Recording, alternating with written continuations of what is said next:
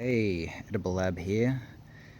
Back again with another, this will be a garden tour video. It's been a while, a lot's changed. I've actually planted some stuff in the ground, been able to plant some stuff in the ground after a very long time of, well, not a hugely long time. I guess I've been collecting sort of plants, tropical plants and mainly rare fruits for about 2 years now.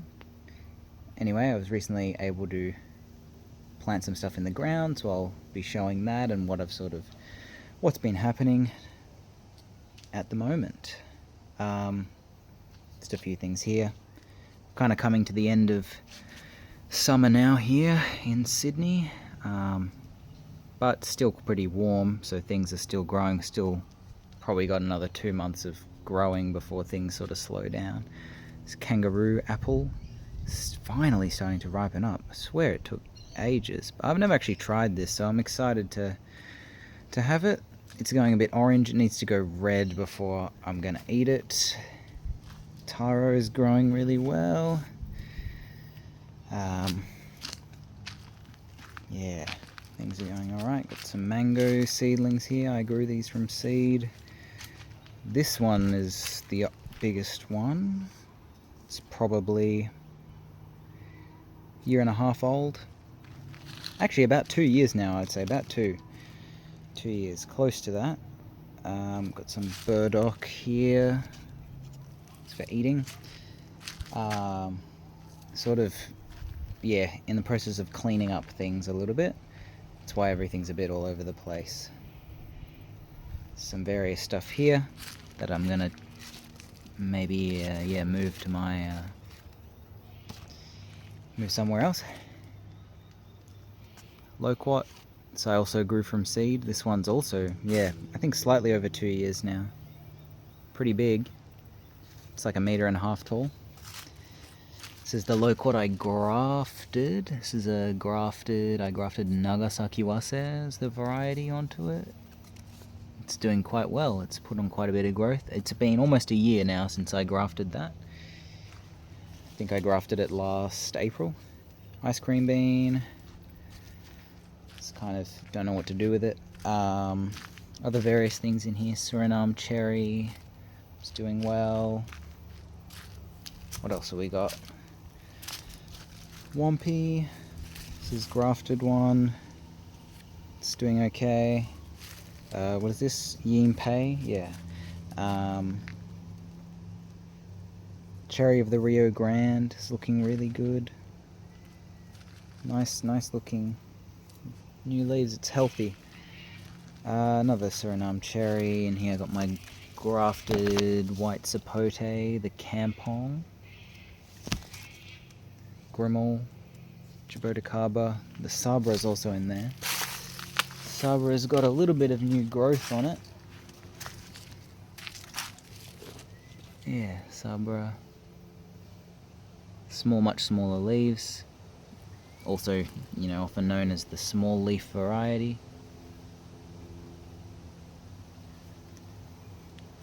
Yep. A few other things. Jackfruit seedlings that I've grown from seed. Those are just over a year old now. What else have we got in there? Grimachama. That one, Grimachama. Then the dwarf Grimachama. So we've got Eugenia Braziliensis, the regular Grimachama, and then the dwarf one, which is the Itaguahiensis. Other various things in here. Yellow Jaboticaba. It's not looking incredible. It's been busy. Difficult to stay on top of things. Well, I've been busy planting things in the ground too, so it's taken up quite a bit of my time. Acerola is massive now, and I don't really have anywhere to put it, so I'm thinking of selling it, or trying to sell it at least, if anyone's interested. I won't be able to post that though. I'm only going to sell to someone local. Got more jackfruit seedlings here. Cacao. So I might try and sell some of these as well soon. Wax jambu. This one, I've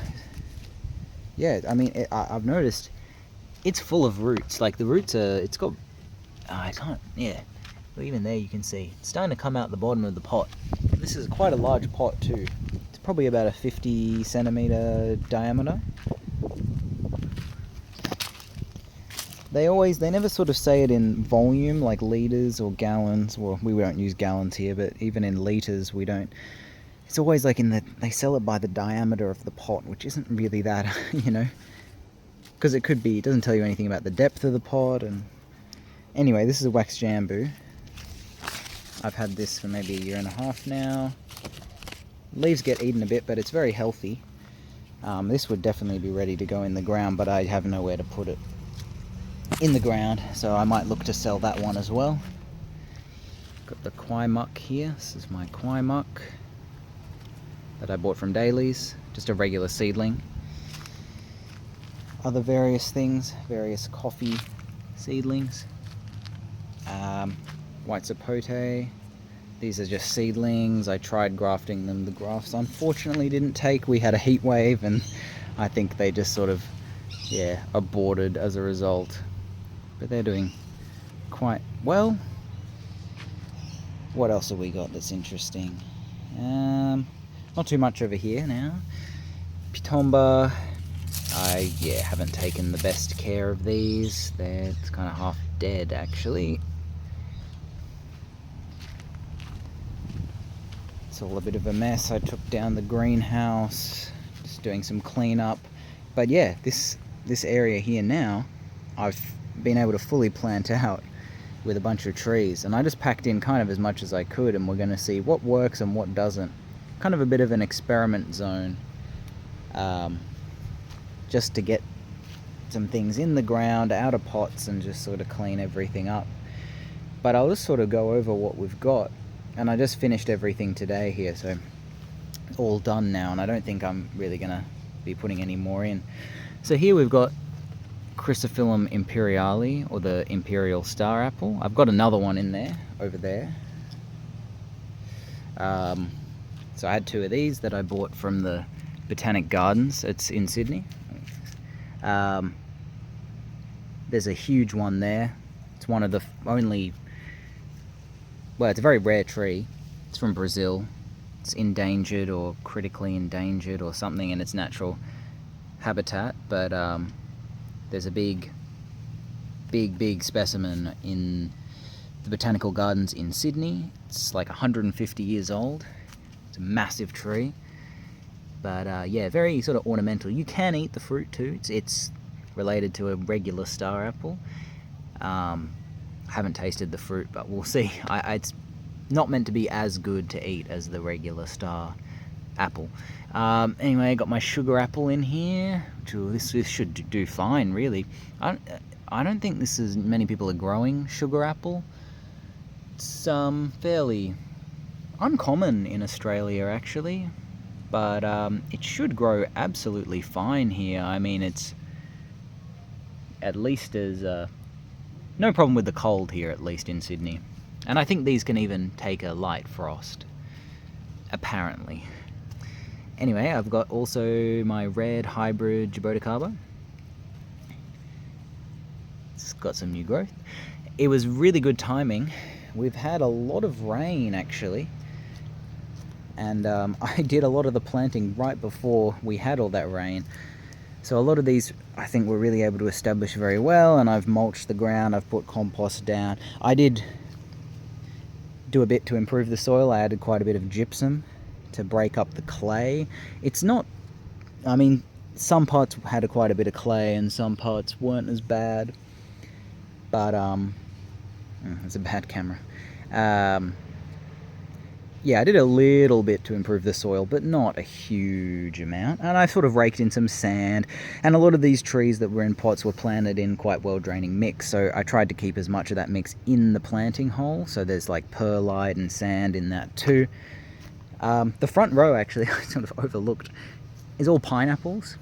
So I've been sort of not collecting, but just gradually, as I had eaten pineapples, was with the top on it, I was getting the top and planting it, and they grow pretty easily from that. And some of them are getting quite big now, and I feel like just after putting them in the ground, they kind of shot off. Like, look how big some of these are getting. Like that one, These ones are also quite big. Now, I don't know any of the varieties, but obviously they're technically a cutting, so they are technically a named variety of pineapple. Like, you know, it's from a commercially grown pineapple. This one is the red pineapple that I bought recently from Daly's. Much more spiky. Ow. But yeah, the fruit is meant to be coloured red.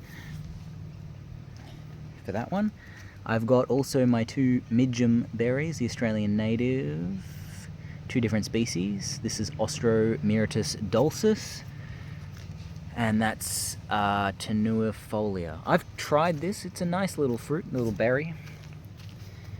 Tastes a little bit like a blueberry. What else have we got? Kind of a bit all over the place. My starfruit, which came back to life, it was a grafted carry, but the graft died. It had root rot, it sort of half died, and it's come back now. But this is shot up from below the graft, so this is definitely just a regular old seedling, but gonna grow it anyway. Maybe I can graft onto it again someday. Rollinia is doing well, admittedly, though.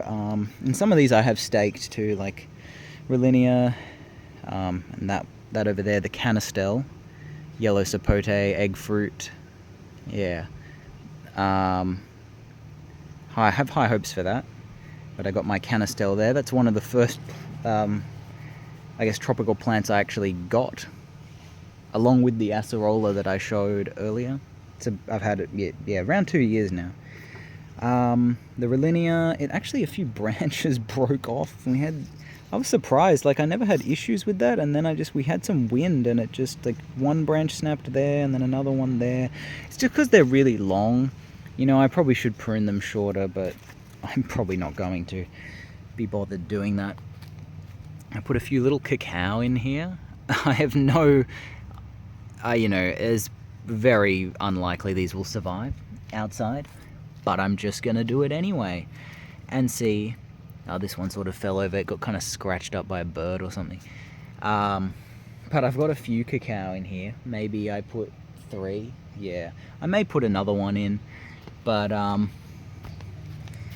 these cacao, I bought the seeds from someone in Cairns and have been growing them over the summer. They were just in little pots, and I decided I'd just throw a few in the ground for fun. See if they survive.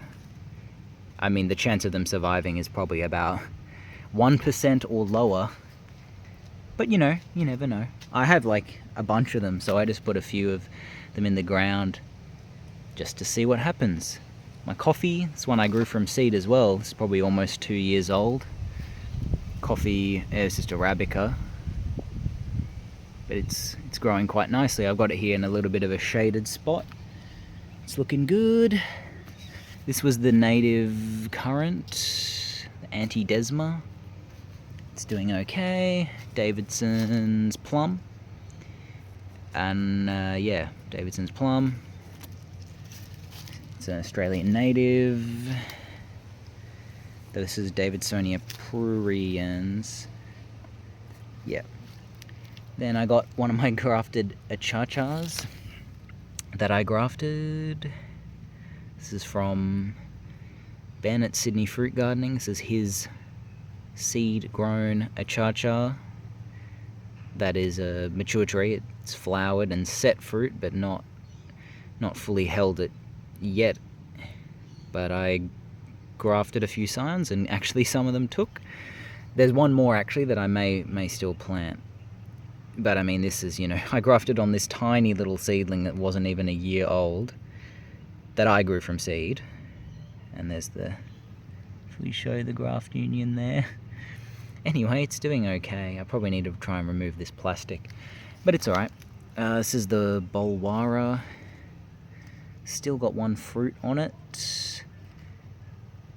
Not ripe. It's meant to be soft, I think. But yeah, it's sort of loosely related to Annona, so it kind of looks like one, but it's not. It's not an Annona, it's its own thing. I forgot what the botanical name is, actually. I've got my 2 Abius here. This one's not doing incredible. This one's a little better. The Poshti, Annona scleroderma. getting a little bit eaten up.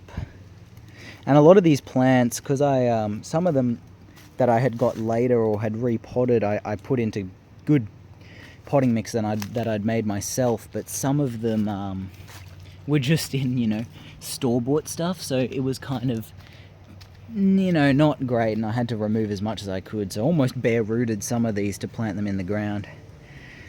The soursop is looking really good though. Oh, it's got some scale on it. I'll remove that. Anyway, the soursop's doing really well. This, for me, has been a champion. It's gonna go through its first winter outside unprotected. I had it outside in my previous... Well, it survived one winter with very little to no damage, basically, but that was inside a sort of plastic greenhouse with, a little bit of kind of heating. I had a bucket of heated water, which would have provided something. Anyway, this is growing really well. Almost, grows most of the year. Then I've actually went and put my Ilama in the ground. The red Ilama. This is a grafted red Ilama. Grafted on soursop. To see if it survives or not. I don't really have, it's just a bit of a gamble. There's so many flies here. I think that's because of the compost. We've also got my Annona reticulata that I recently bought here, or the sort of Mexican custard apple, the custard apple of the Americas, whereas the custard apple of Australia would be the Atamoya. Not that Atamoya is from Australia, it's just what we call custard apple here. I've planted the star apple too. I know this will have no problems. Not worried about this really at all. I did get a lot of dieback on it and it lost its leaves, but I think that was, in the past, that was from lack of water rather than the cold. I mean, there's a huge one in the Sydney Botanical Gardens of the regular star apple, this tree here. It's massive and it flowers, but I've never seen it fruit. I haven't seen it fruit. To be fair, I've only looked at it for like 2 years, and these maybe need cross-pollination too, so I don't know. There's only one tree there. Then I've got the last one here. I've planted the giant lau, the Syzygium megacarpum giant leaf Syzygium. I've just planted this today, actually. I'd planted my rose apple in here, but I realized it had, well, I'd seen it before, but it had myrtle rust, which is for many people who know, it's quite a bad plant disease that affects plants of the myrtle family, and it's introduced into Australia. It's originally from South America, but basically there's nothing you can do if something gets it. You kind of have to constantly treat it, or otherwise it will eventually infect the tree and the tree will die. You can only sort of treat it. There's no sort of golden bullet for it, but yeah, so I just decided it was not worth the it put on a flush of new growth, and basically all the new growth had myrtle rust on it. It's like this yellow kind of powdery looking thing, and so I just dug it out and got rid of it. And I've put this in there instead. So hopefully, I've never seen signs of myrtle rust on anything else, but rose apple is meant to be quite susceptible to it. And it didn't have it when I bought it. I'd had it for a while. I saw the first of it in spring, so it might have got it here in Sydney, but yeah, it's quite a bad problem in Australia. It's actually a lot of the native plants, a lot of them are in the myrtle family, and a lot of them are badly affected. So it's a bit of an issue, and you kind of don't want to spread it around. And also I've got a few other myrtle plants in here, right? Like the Giroticaba. Well, now I've just put a myrtle in there. That's a Syzygium, so got to hope that they are fine. But I mean, they were close to that plant, and never shown any signs of being affected. Nothing else showed any signs of being affected, so touch wood, it'll be okay. Anyway, that's sort of all for this area. I will go now and show the veggie garden area, because I planted a few trees in there too. Anyway, I'll cut to that.